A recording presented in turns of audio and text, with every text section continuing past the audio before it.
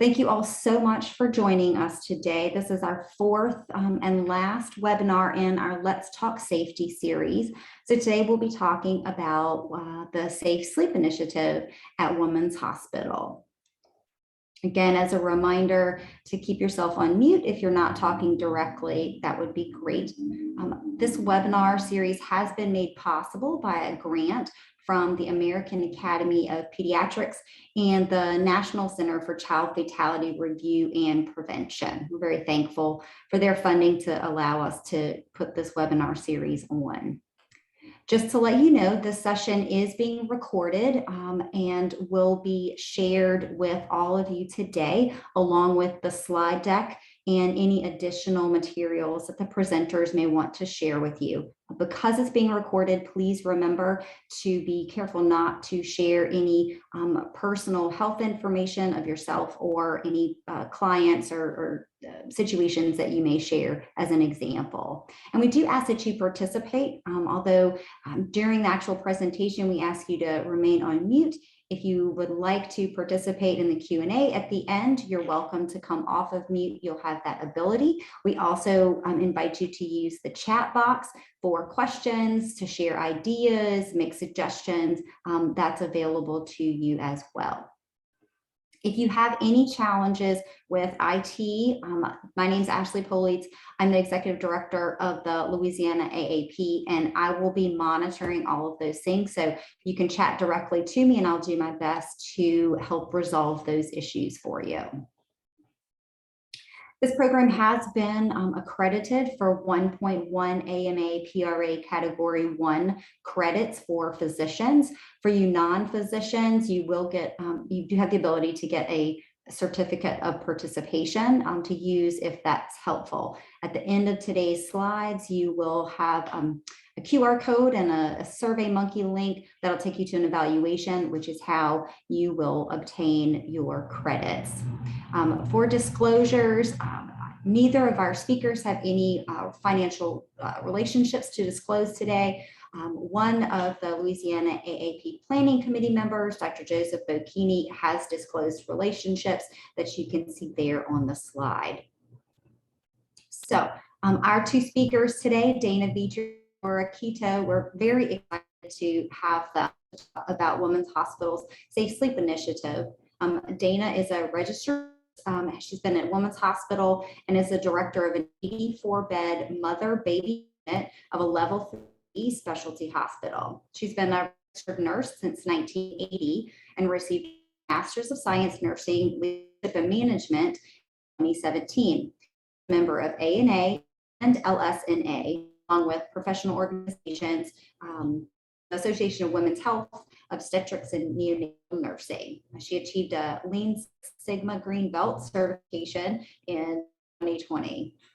In addition to her unit's fiscal oversight and management, she leads several multidisciplinary task forces, including safe sleep, breastfeeding, and patient rights. Her experience with the development and implementation of the mother-baby couplet care has led to consultant work with many other hospitals with optimization of patients. Dana's community and volunteer work includes serving on the Community Advisory Board for LA Cats at Pennington, and she was appointed as secretary for the past 2 years. She assists with preparing and serving meals at St. Vincent de Paul's Men's Shelter every third Friday of the month. When she's not working, Dana enjoys sewing and making religious items from clay. It's really interesting. So Laura Quito is the director of the NICU and the neonatal transport services at Women's Hospital here in Baton Rouge. She's practiced as a registered nurse for 39 years. The past 25 years have been at Women's Hospital. She holds a Master of Science Nursing with an emphasis in leadership and management, and has held a national certification neonatal intensive care nursing for the past 30 years. As a director of the largest NICU in the state, Ms. Quito is responsible for clinical and financial management and operations of the 84-bed single family rooms unit, a ground neonatal transport team, and 300-member multidisciplinary staff. Previous work includes staff nursing, leadership, preceptor roles in 5 different acute care hospitals within Louisiana and Alabama. Over her career, her community service has included participation on the Mother-Child Community Action Team for Region 2, the Child Death Review Panel at the regional level for the last 8 years, and a governor-appointed position on the state CDR. She's done subcommittee work with the Louisiana Perinatal Commission, served on 2 missions to Honduran orphanages, and works with Habitat for Humanity. As you can tell, we've got some very knowledgeable, impressive women presenting to us today. So I believe Kristen Sanderson will say a few words, and Dana and Laurel, you can share your screen. And once Kristen finishes, then you guys are ready to go. Thank you all for being here. Thanks, Ashley. Hi, I'm Kristen Sanderson. I'm the Injury Prevention Manager within the Bureau of Family Health and Office of Public Health. I help facilitate and plan our child death review meetings. We want to thank again everyone for attending today. As you all know, sudden uninspected infant death or SUIDs is a leading cause of infant mortality in Louisiana, and our state child death review is prioritizing SUID prevention and safe sleep education. So we wanted to highlight some of the great work that our CDR healthcare provider, Women's Hospital, has been doing. So we're excited to have them here. So thank you so much, and I'll pass it on to Laurel and Dana. Okay, thank you. I'm going to share my screen. Well, hello, everyone. Thank you all so much for joining us. We have no disclosures, as was mentioned already. So I'll tell you a little bit about Women's Hospital. Our mission has been to improve the health of women and infants. We're one of the first specialty hospitals in the nation, and we're currently still the largest in the United States in specialty hospitals. We opened in 1968, and just a little bit at a glance of you know what our bed stature is. We have 168 licensed beds. We have 84 registered NICU beds, which is the largest in the state of Louisiana. We have a fair amount of surgeries at 8,000. And the biggest thing that has an impact on our community with respect to this topic, of course, is that we have over 8,000 births in our hospital annually. And that's about 17th in the country. We do also a large amount of breast and other GYN type of procedures. Today, we're going to talk about just our beginning awareness and just an awareness for everyone, a review of our problem and our stats and some identified categories we came about and some of our education plans, our partnership with Bureau of Family Health and the campaign, some accomplishments, some audit findings, and then sort of our next steps. So how did this come about? Well, for us, our call to action was what we call kind of a situational awareness. We had some conversations between our CNO and Kelly Bankston, who at the time was the maternal child health coordinator for Region 2. And she had started up the process that we decided as a group that from the child death review side, that letters would go out to hospitals who had some deaths from that had been reviewed, some SUIDs. And so Cherie talked with Kelly Bankston and said, you know, we had received these letters in the mail. Was this the same baby, or was this 4 different babies? You know, she wasn't really clear on that to begin with. And then we had some conversations between our maternal child team, director team about, you know, these letters that had arrived to us, and that we at that point, we had gotten 6 letters and we knew we were going to receive a few more. And I had been on the child death review panel for a number of years and knew the goals behind sending these letters to the hospitals. It's that somehow we could create a touch point and kind of a circle back to closing the loop and figuring out where kind of does this start? Where can we start? And where can we impact families the most? And obviously it starts at birth. And then March 20th in 2020, we had our first task force meeting. The people on our task force are pretty much an interdisciplinary group, everyone from our CNO to the research department, labor and delivery, all of our areas, mother, baby, and ICU. We had a peer council eventually, and eventually we also had community partners that became part of this task force. Our first kickoff meeting was March of 2020, and then COVID hit and the world turned upside down and we had to hold for a little bit. And then we reconvened again in July, and now we still meet meet currently every other month. So in the very beginning, one of our first meetings, we talked about just some things to consider. We knew that all of those babies that had died from a SUIDS event, they all had discharge teaching on safe sleep. So we knew that, but we had to look at, what do our materials look like? We started thinking about, how are we delivering this information? How can we impact changes on parent behavior? One of the things that I learned from being on the subcommittee was that it wasn't so much about education, it was more about how could we change behavior in the community. So, we thought about, could we create scenarios and simulation on real life situations instead of just giving information, but creating, how does that look like once you get home? We had to go about changing the thinking that, well, it couldn't happen to me, that it only happened maybe to poorer people, or it happened to people that, that were not in the working class or whatever. We had to dispel many of those things.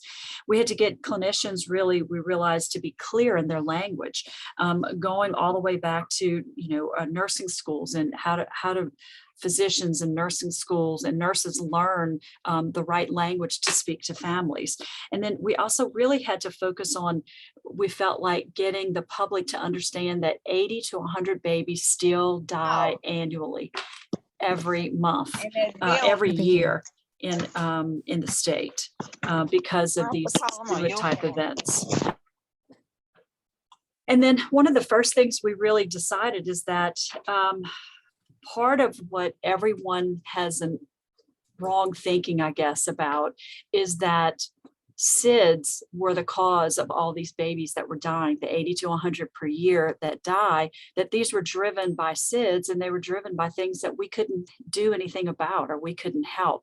And so we recognized that one of the biggest problems from the child death review work that we do, in addition to all of the conversations that we had in the hospital, was that really, even down to our clinicians, really didn't understand the difference between a SUID and SIDS. So we set about, one of the first things we needed to do was to really define those things more clearly, and to make that distinction so that people could understand that a SUIDS is more so an accident, an accidental death, something that could have been preventable, and SIDS was not. Dana? So we took a look at the national view first, and this is information stats from the CDC, that every year there are thousands of sleep-related deaths among babies. Nearly half of the caregivers did not receive correct advice on safe sleep practices.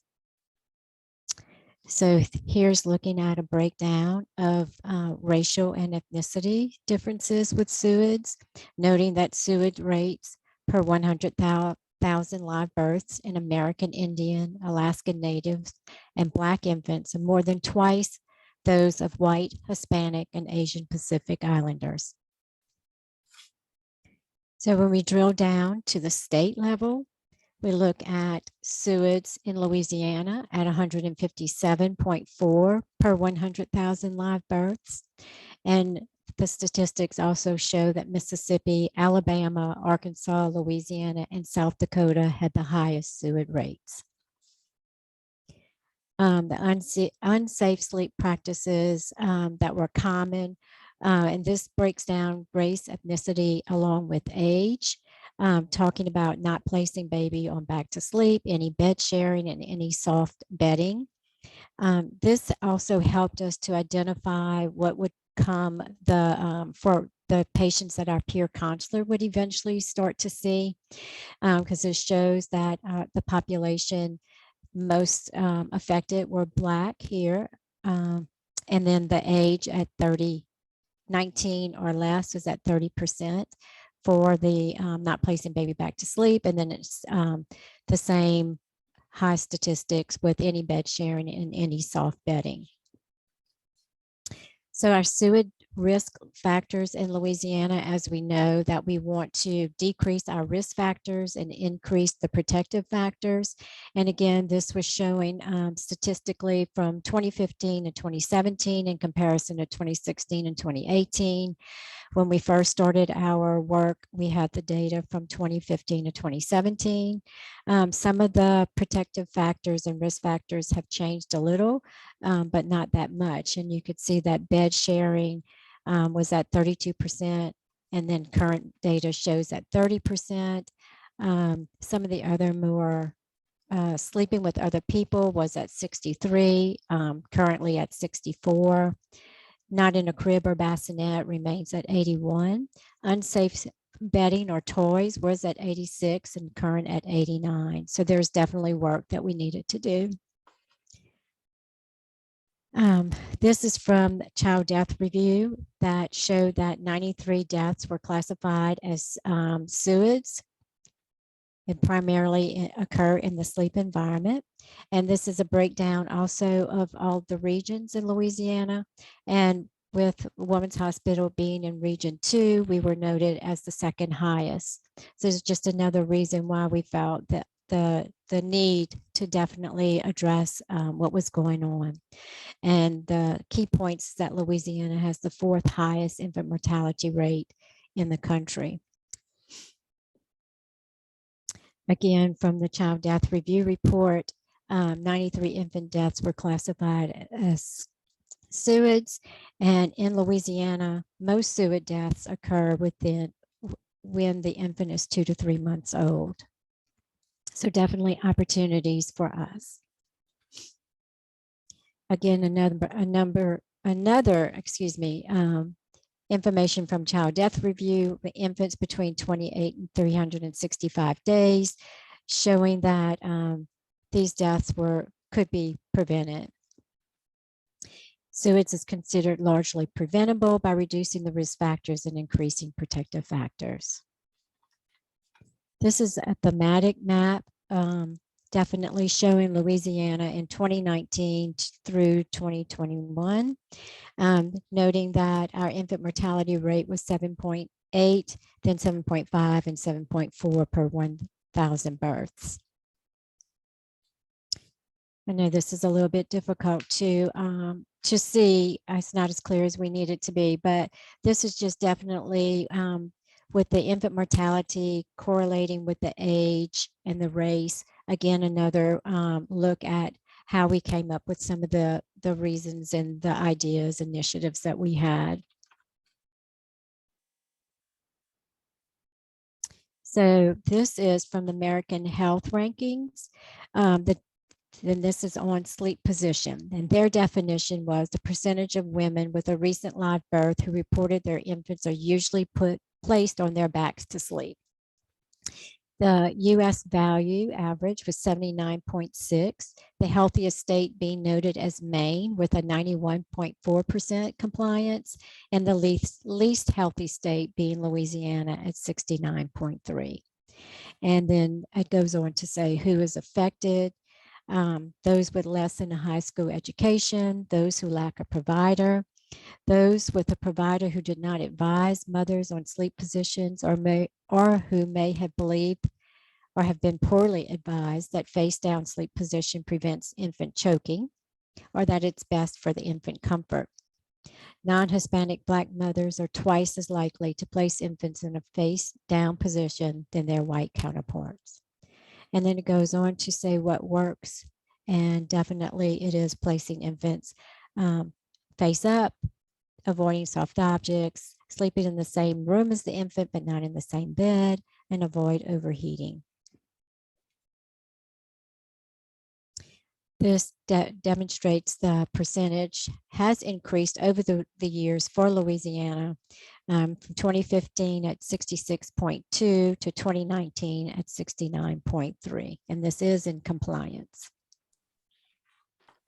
So some of the themes that we identified from our initial meeting and from looking at this data, and then from some of the information I knew just from serving on the CDR of identifying some themes. So we looked at follow-up care, poverty, what are home conditions like? How well are moms and dads retaining information when they've just had a baby and they're leaving the hospital? Looking at the circle of caregivers, are we tapping into all of those and not just going home with information for mom and dad? Looking at whether they were breastfeeding or if they were formula feeding, some touch points opportunities that we might have. Was the baby sick, and did that alter the way the family addressed the baby sleeping spot? How tired was the mom? What was the age of the mom? Was there smoking in the house? And then what kind of education needed to be done for our staff, physicians, patients, and the public?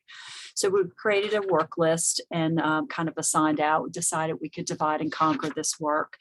And then we had a lot of conversations and brainstorming sessions. And, we talked about safe sleep practices and accommodations, and how do students, nursing, medical, and residents, how do they get information in school and once they get here?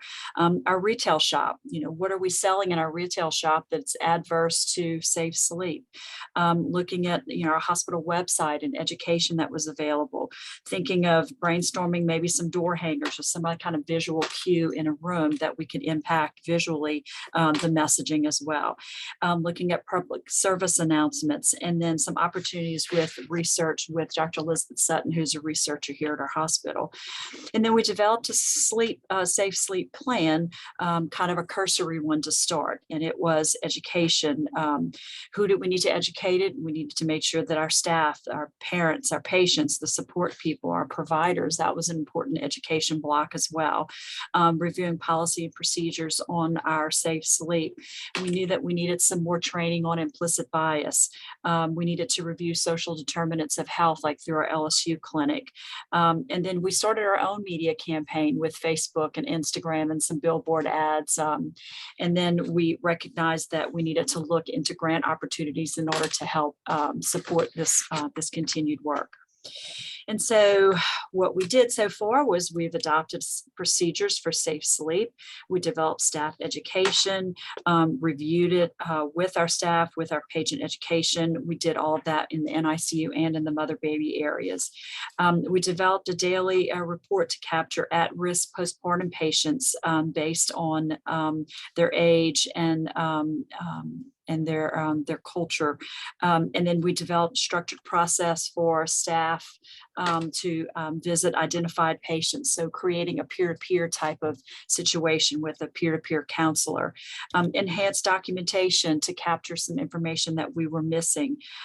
We incorporated some of the safe sleep education, prenatal education for parents at LSU clinics, and also for our opioid misuse patients through our GRACE program. And then we also improved our pregnancy journal and tried to find all of those touch points that we have that we could possibly get some little bit of information in. And then, of course, we had a timeline of events that we set up. Dana? So Laurel spoke about the procedures. So we identified that Lippincott, which is our educational resource, had a good procedure, and it's evidence-based, and it follows the AAP guideline. So we have a safe sleep management for the infant and mother baby. And then there is one specific for the baby in NICU.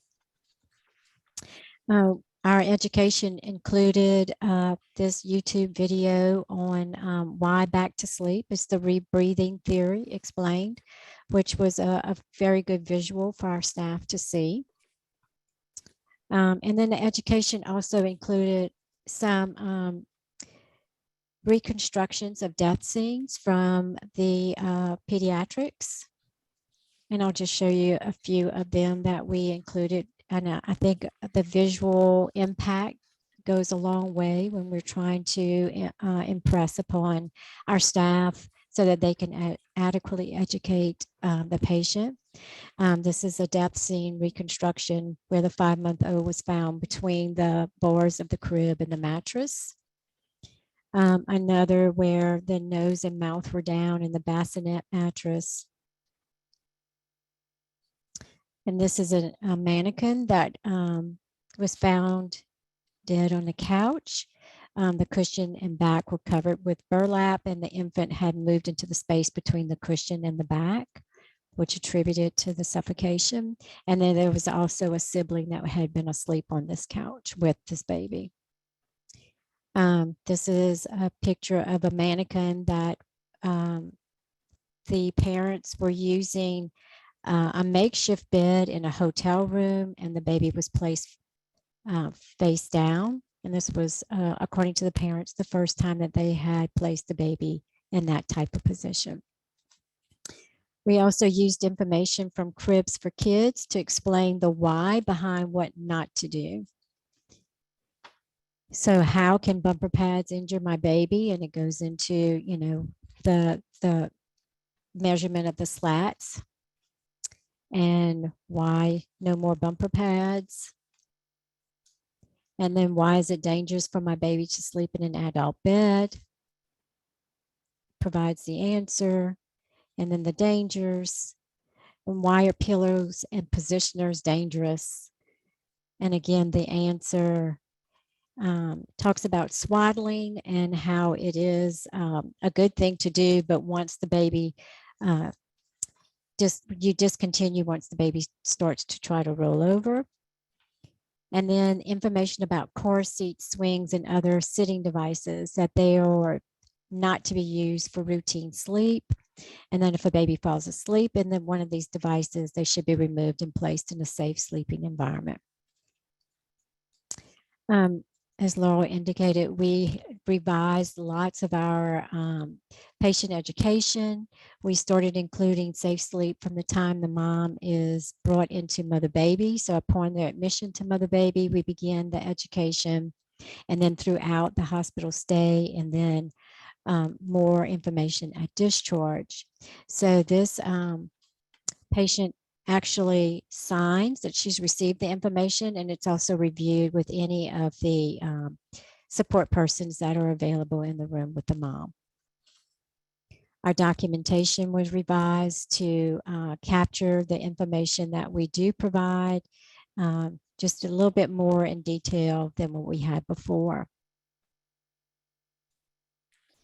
And then education in NICU, before this, task force, even all parents graduating from NICU receive safe sleep education with infant CPR, and discharge teaching is done in bundles so that it's throughout their stay. Safe sleep is reinforced when the baby goes into an open crib, and then again at discharge with the CPR education. We have interactive instruction in our parent classroom. We have 2 full-size cribs that visually you can actually see, because as you just saw these photographs, when you can change the visual, I guess, imprint in someone's mind, then hopefully that information will stick more maybe than words would. We also have educational materials and pamphlets available to all of our parents in all of their rest areas. And we made a commitment to have a full-size crib set up anytime we do a Baby Grand Expo, where families can actually come and participate and do interactive work. And how is it that you should place your baby down? What looks like safe sleep to you? And then we also do follow-up discharge callbacks that we've done for a very long time, but we actually review safe sleep information. And then we also adopted the state campaign, giveyourbabyspace.org. It's a really incredible website. It's just getting that information out there so people are aware that it exists. But, what does safe sleep look like together? Some facts about safe sleep. And it has, in the very first sentence, every year in Louisiana, about 100 infant deaths are classified sudden, unexpected infant deaths. And so that was really important that, that they have that information right first and foremost. And then some more information on the website as well, just some facts about accidental deaths. And then community partners, just really good videos on safe sleep for our providers, so that they have a quick and easy place to go and make sure that they're educated, and then they're giving the same information to families that's consistent. And then there's also information on how to promote safe sleep on the site as well. And we used some of this information in a number of our areas in the hospital. And then we also look at the steps to safe sleep. We use this in our LSU clinic and with our GRACE patients. A lot of these are handouts as well, as we'll get to, like on the next slide. These handouts are what we use in our hospital that we've been using for a number of years, really in the NICU, and then Mother Baby uses them as well. And at some point we just went to, we could order them, and there was supposedly an unlimited amount that you could get, but it just became evident to us that we just needed to print them ourselves. So at some point we got the approval from the state in order just to print them from our own print shop, so we have them available at all times. And this is additional information too about not sleeping with your baby. And then there's some recommendations for obstetricians and pediatricians, so more just information and how to talk about modeling safe sleep environments clinically as well. So from noting that we had a at-risk population, we decided that we would have a peer counselor that could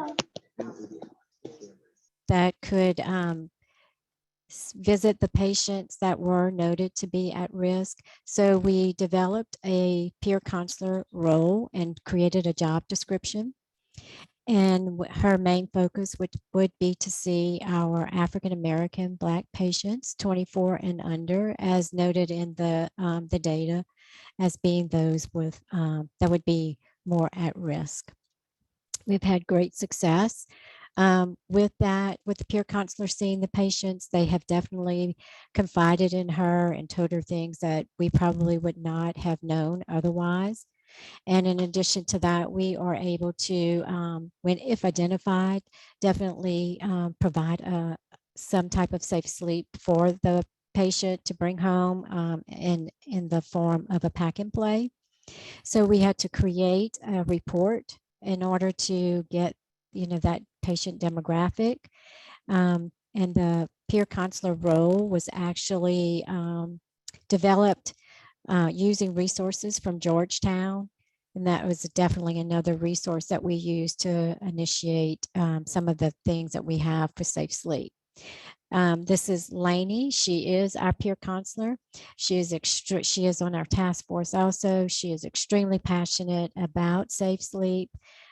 She started out as a nursing assistant in the mother baby unit and has developed this role very well. So we actually developed a script for the peer counselor, since this was a very new role for us. Most importantly, she listens to the patient, asks about their sleep plans for the infant. She dispels myths. One that we heard over and over again was that crib death.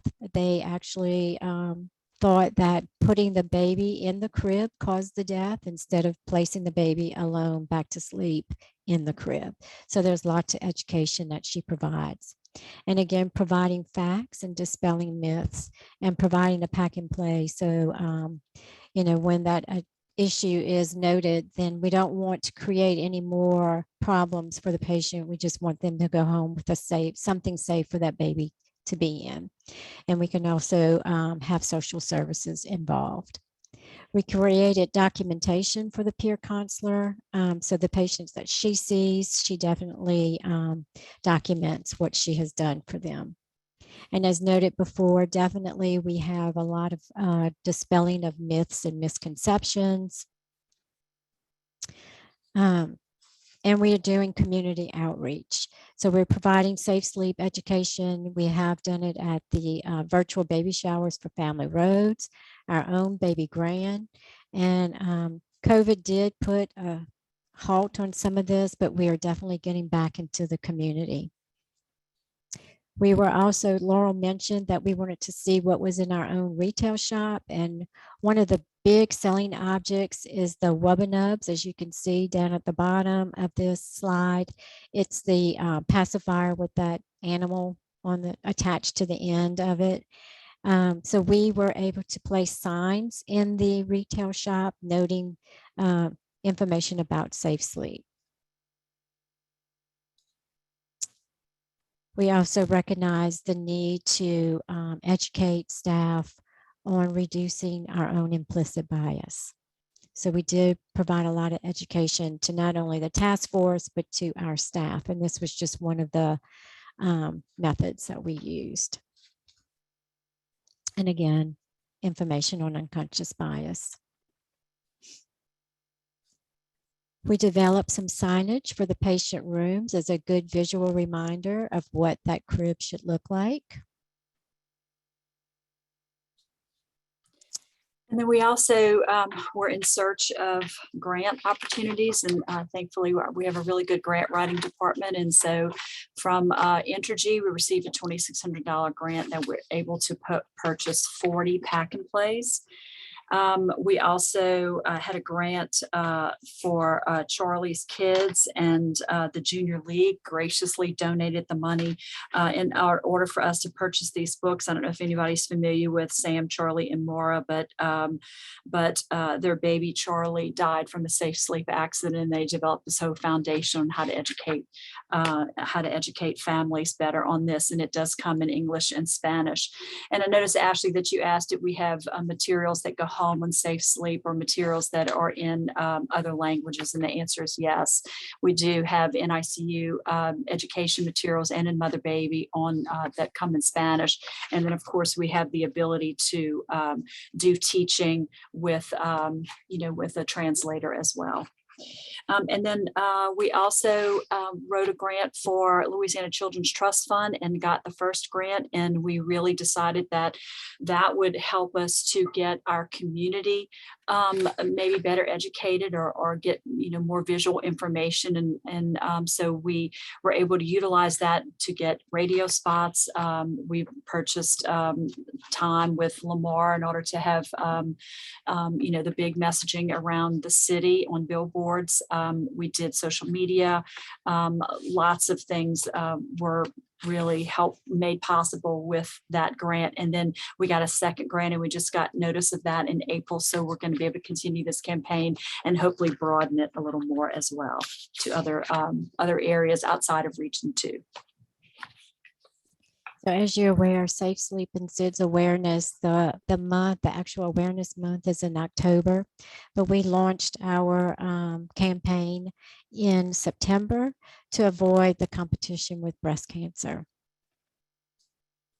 Our social media was launched with blogs and TikToks. We have information on our hospital website. We participated in a press release on infant mortality. This was in conjunction with Family Road of Greater Baton Rouge, the East Baton Rouge Parish Mayor's Office, March of Dimes, and the Mandla Group. The 56 onesies there represent infants that had died in that past year. We also did a Safe Sleep presentation during that campaign.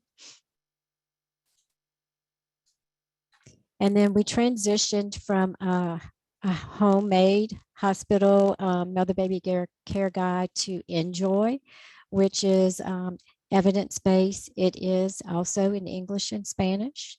And they have a wonderful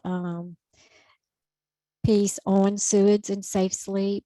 And since this was definitely better than what we had created, we continue to give this out to all patients at discharge. It actually is given at on admission, and we review it throughout the patient's stay, and then a final review at discharge.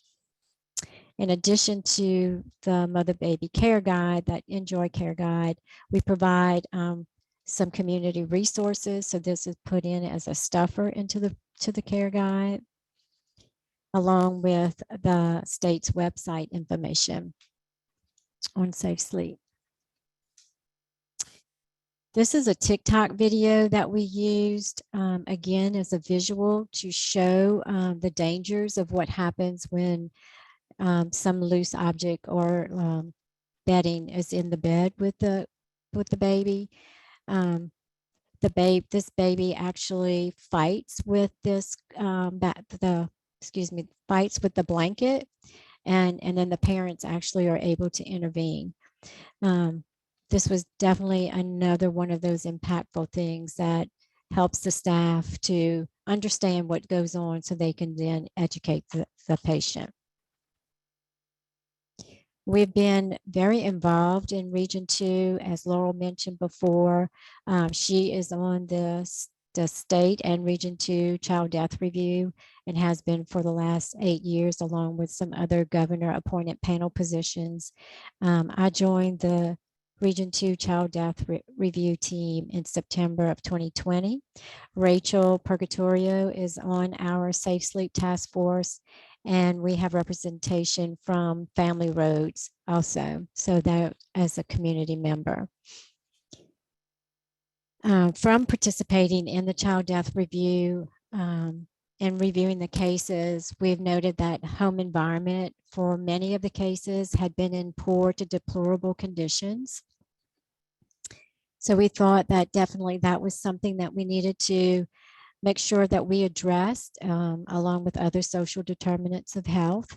And we reviewed with our LSU clinic their intake process to make sure that we are addressing that and capturing when there are needs. We consult social services and help determine the community resources and help to get the resources, whatever is determined for that patient, along with some follow-up. And then some recommendations that come from the Community Action Advisory Team. We've been able to use that feedback also to better prepare ourselves and to implement some of the initiatives that we have. And we brought this forward to our pediatric section in addition to that. So it's not only, in the hospital, so definitely before the patient comes into the hospital, in the clinics, throughout the hospitalization, and then follow up any type of phone calls that we do, and then in the physician offices. So we wanted to see how the education that we provided to our staff, how we're doing. And we realized that our patients change, our staff is generally the same. So we did some audits of what's happening in our own hospital room. And we perform these audits every other month. We visit 30 patients randomly and then look at, is there a safe sleep environment in that crib with the baby? So some of the findings that we have seen, this was an audit that we did in February, what made it unsafe. We continuously see extra blankets rolled up in the crib, other items being in the crib, whether it be wipes, blankets, formula, extra blankets for the baby. One had a wedge propped up in the bassinet. So when we find these things, we educate, we provide facts to the patient, ask about their safe sleep, ask about their sleep plans for the infant when they go home, and again, dispel myths. And we definitely want to acknowledge when we do find a safe sleep environment.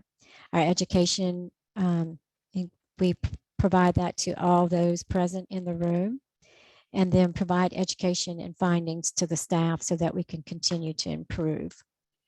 So we do trend our the data. The green line shows the compliancy with being in a safe sleep environment, and the blue line was not. We do look at it by, this is all ethnicity and races, and then we do a breakdown, Black, African American, white, and others. So this is just all broken down, and then specifically Black, African American that were in compliance, white in compliance. And then Laurel mentioned callbacks. So we also do some callbacks with patients, those that have left the hospital breastfeeding and those who are deemed possibly at risk for a C-section infection. And we include safe sleep education during those calls. We initially asked the patient if she remembers receiving any education about safe sleep in the hospital. And then does she continue, what position does she put her baby in? And then what does she recall, the information that she recalls. So on the left-hand side is the remember education and then sleep alone. And then the other on the right-hand side is what the mom recalls. It's not that we ask her, do you do each one of these? It's just what the information that she recalls receiving. So the blue line here is that the patient continues to place her baby on their back to sleep. And the green line indicates if she recalls receiving information on safe sleep while she was in the hospital. So we provide information to our staff and hopes to better have the staff, do a better job at safe sleep education, because from the time the patient is in mother baby, from the time of admission to the discharge, if she doesn't recall receiving safe sleep education, then we've failed her in some way. All right, so research, as Laurel mentioned before, we were looking at opportunities for research. We have a Dr. Sutton, Elizabeth Sutton, on staff that assisted us in doing the research. So we launched a project in February of 2021. We did a survey and then closed that survey in May and submitted our manuscript in February of 2022. And then we just recently received notification that our manuscript was accepted for publication. So it goes into the staff's what their beliefs about safe sleep recommendations were, and then it included some of our audits. So we're really excited to see that in publication. Our education and our social media also contains recalls and warnings about retail, whatever it may be. This was about the BOPI recall, the DockATot, and the reclined sleepers, about not allowing the baby to sleep in these type of sleeper, that it's not a sleeper, that it's just a seat of whatever kind. There have been deaths related to these. So we do post these on our social media and educate the staff so they in turn can educate the patient. This was also another social media blitz about the deaths associated with these type of gliders. There was a recent safety notice regarding these Fisher-Price infant to toddler rocker and newborn to toddler rocker. Again, about infants should not sleep in these devices. We did some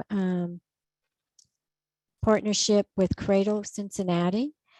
Cradle Cincinnati is a community-owned safe sleep organization, and they have done some extraordinary work. They are able to have real-time data, and they've made a big impact on the infant mortality in their region. So we've been in collaboration with them to try to learn if there's anything that they're doing that we could do, and sharing information. So in spite of all of that work, still we have mishaps that occur, and this was one of them. So back when it was 2/22/22, VR Proud, from a very good place, was trying to, note, hey, look at what's going on. Women's Hospital welcomed 17 babies born on Tuesday. Well, immediately we had so many phone calls from our staff saying, oh my God, did you see that photograph? Is that our hospital? It can't be our hospital. And we got social media, blew up because our marketing department, again, from a very good place, thought they'd repost it and reposted the thing.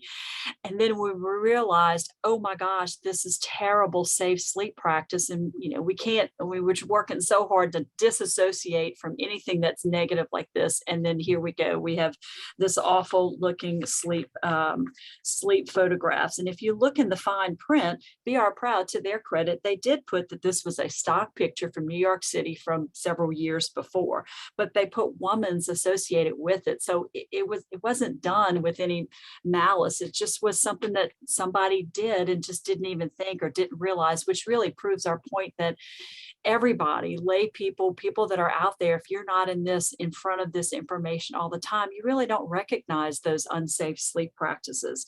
So as you can see in this photograph, we got beds that are right next to each other. We have a bed that's propped. We have bottle that's propped, with feeding, with a bunch of blankets in the bed. All those things were really not good. So we pulled it immediately when our marketing department realized it. And, even our own marketing department, with all this work we've done, they didn't catch it either. So again, all of it came from a good place. It just was something that we had to act on immediately. And then we contacted BR Proud and asked them to change the photograph and reconsider how they do those things.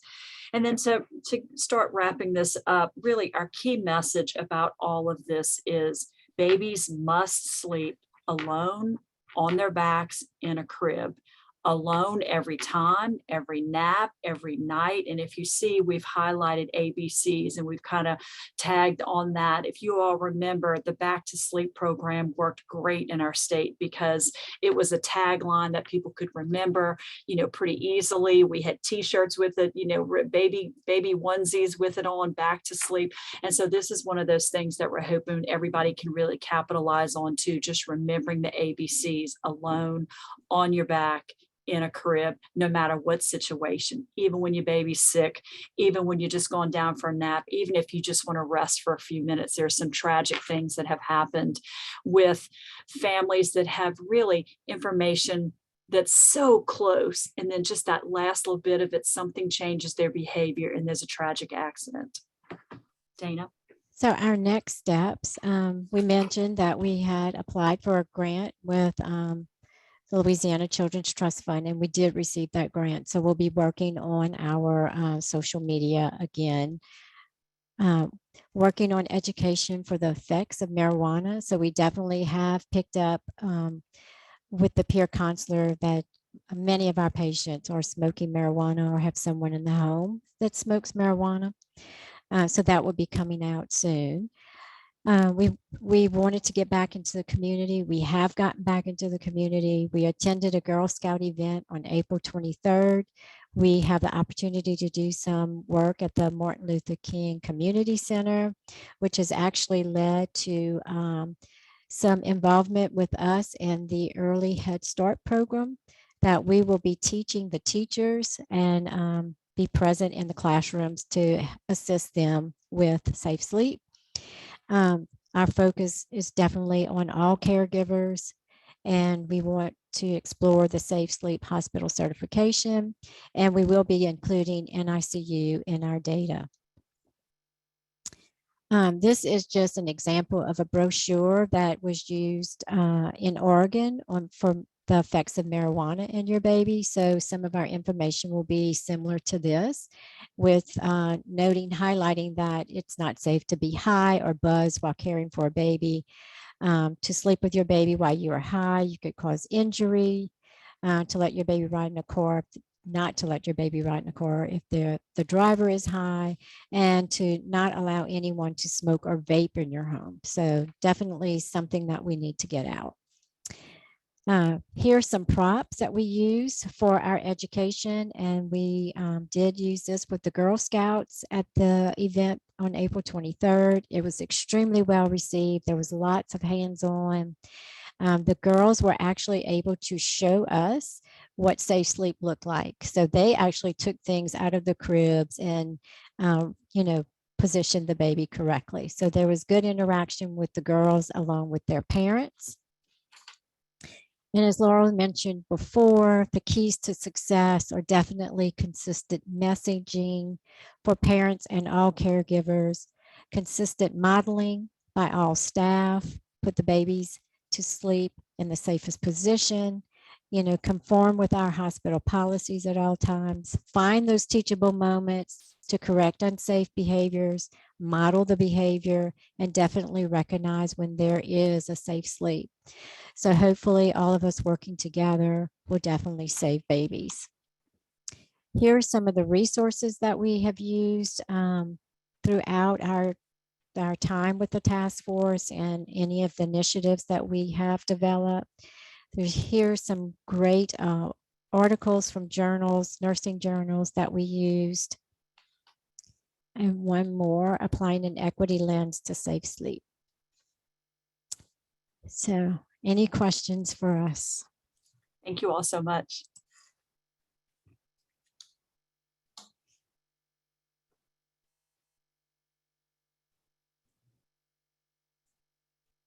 Thank you so much, ladies. This was hugely informational. Again, as a reminder to everyone who is participating, we will be sharing the slide deck, which will obviously allow you to click on those links as well, so that you can see those resources and have access to that. So as we wrap up, you can see there on the screen, there is a QR code that you can scan with your phone that will take you directly to the evaluation summary to give feedback to the presenters, as well as capture your information so we can create your certificates.